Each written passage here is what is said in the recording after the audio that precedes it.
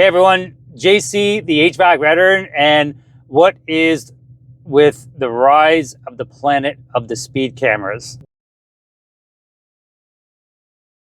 This is absolutely insane. So it looks like because not enough people were complaining about it and not enough noise was made, that our government and everything seemed to find it okay to start installing massive amounts of speed cameras and red light cameras.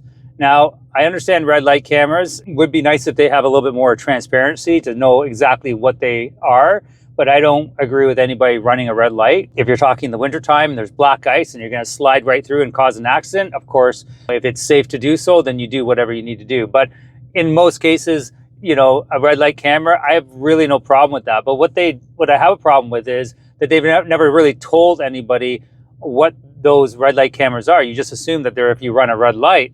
Well, I'm finding out that there's a lot of people are getting fines from the other side where you're actually in the turn, like in the shoulder lane, and you just want to make a normal turn. And so basically what people generally do is they slow down and they move with the traffic and you turn.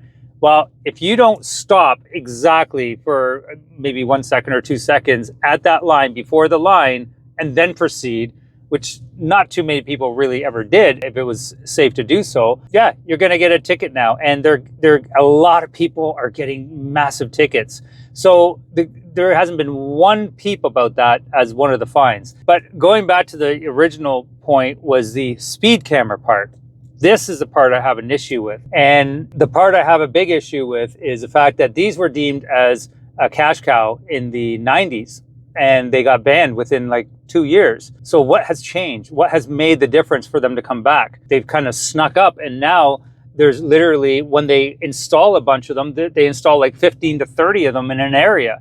And so now I had no clue, but from what I saw on one of the little radar things that shows where they all are, there's like literally hundreds of them. And then I did a little bit more research and found out that the government is making roughly, on some of these cameras, no word of a lie, over $1 million in sometimes less than 6 months, definitely in a year. And so this is really the reason why they're wanting all of these cameras. People, you need to make some noise, and we also need to come to the realization that all these like news things that are saying that, oh, for every complaint that the ministry gets that they want to have them removed, they get an additional person wanting to have them. I don't believe that at all. And nobody that I've ever talked to has that belief. Unless these people don't drive, and they don't understand that, getting a speeding ticket for just doing 10 kilometers over,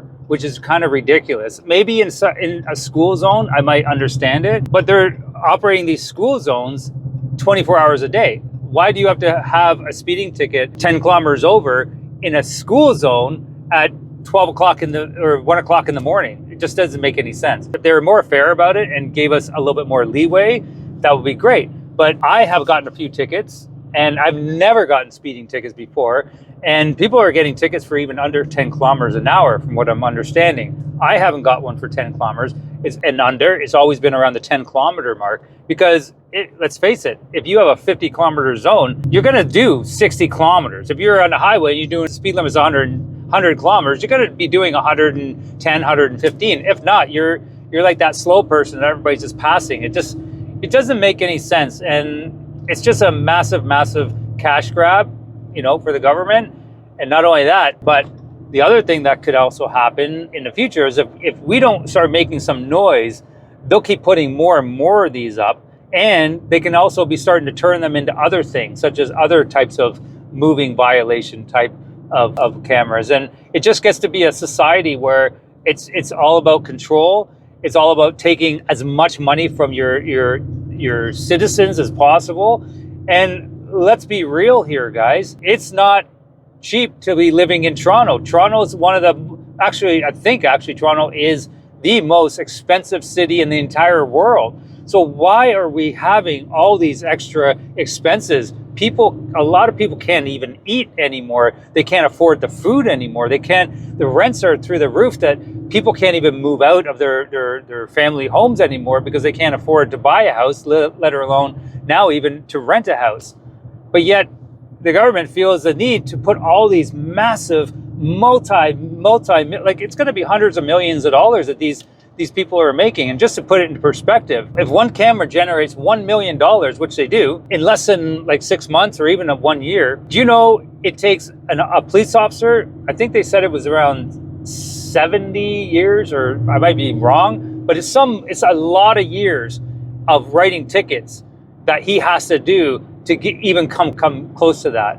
So tell me that this is not a cash grab, highly disguised as safety. So if it was all about safety and not about money, well, you can just, for the amount of money these cameras are making, you can just buy a police car, put a fake police car where these poles are, and who's going to speed in front of a police car? And then you just man the police car every once in a while.